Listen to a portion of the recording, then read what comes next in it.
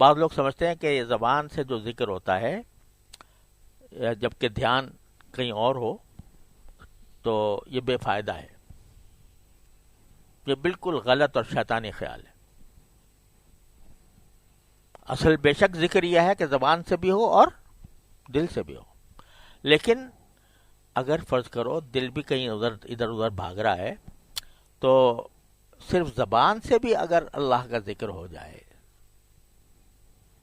کوئی بھی ذکر جو زبان، سبحان اللہ پڑھتے چلے جاؤ، الحمدللہ کہتے ہوئے چلے جاؤ، لا الہ الا اللہ کہتے چلے جاؤ، اللہ اکبر کہتے چلے جاؤ، درود شریف پڑھتے چلے جاؤ، تو یہ صرف زبان سے جو ذکر ہو رہا ہے یہ بھی فائدے سے خالی نہیں ہے. ہمارے حضرت والا حضرت حکیم الامت قدس اللہ تعالی سرہ نے فرمایا، ایک فارسی کا شعر ہے، اس کو بے وقوفی سے میں تعبیر کرتا ہوں. وہ شعر یہ ہے کہ بر زباں تسبیح و در دل گاؤ خر، این چنی تسبیح کہ دارد اثر. کہ زبان پر تو تسبیح ہو اور دل میں گائے اور گدھے کا خیال آ رہا ہو تو ایسی تسبیح کا کیا اثر ہے، کیا اثر کرے گی؟ تو حضرت والا فرماتے ہیں کہ یہ میرے خیال میں بالکل غلط شعر ہے، غلط بات ہے. میں کہتا ہوں کہ بر زباں تسبیح ہو در دل گاؤ خر، این چنی تسبیح ہم دارد اثر. چاہے دماغ کہیں اور گھوم رہا ہو اور زبان پر تسبیح ہو تو یہ تسبیح بھی فائدہ دیتی ہے، یہ بھی فائدہ دیتی، یہ بھی اثر سے خالی نہیں ہے. کیوں؟ اس لیے کہ کم از کم تمہارے جسم کا ایک عضو تو اللہ کا ذکر کر رہے ہیں. اگر دل نہ صحیح، زبان تو کر رہی ہے. اور رسول کریم صلی اللہ علیہ وسلم جب فرمایا کہ ان یکون لسانوں کا رطبا بذکر اللہ، تمہاری زبان تر رہے اللہ کے ذکر سے، تو زبان سے ہی کرتے رہو یار. اتنا آسان بات ہے نا، کوئی دشواری نہیں، کوئی مشقت نہیں، کوئی پریشانی نہیں، کوئی خرچ نہیں، کوئی محنت نہیں. چلتے چلتے پھرتے زبان پر کوئی ذکر رہے اللہ تعالیٰ کا، تو کیا ہوگا؟ یہ شروع میں صرف زبانی رہے گا معاملہ، اور میں ابھی عرض کیا کہ زبانی بھی فائدے سے خالی نہیں.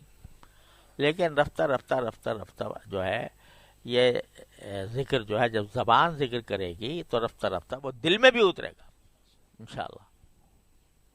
دل میں بھی اترے گا.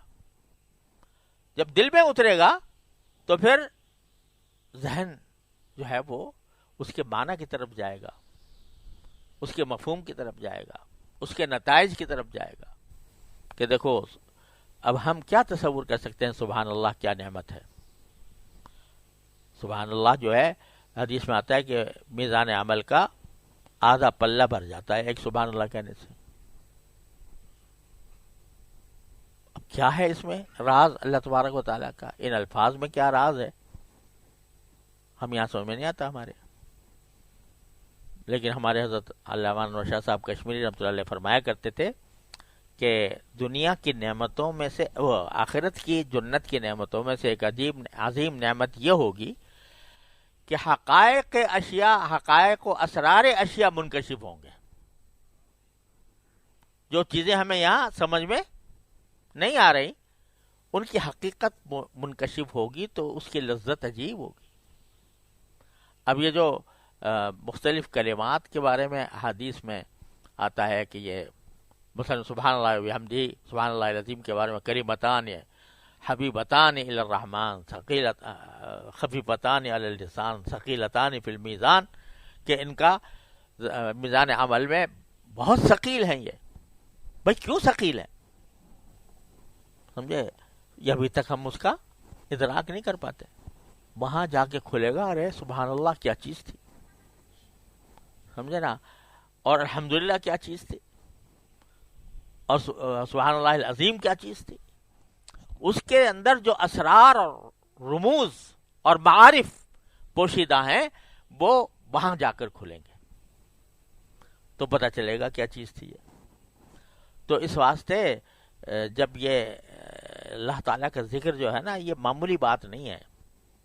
وہ جب زبان عادی ہو گئی، اللہ تعالیٰ کے ذکر کی عادی ہو گئی، تو ممکن نہیں ہے کہ اثر نہ پڑے دل پر اس کا، پڑے گا.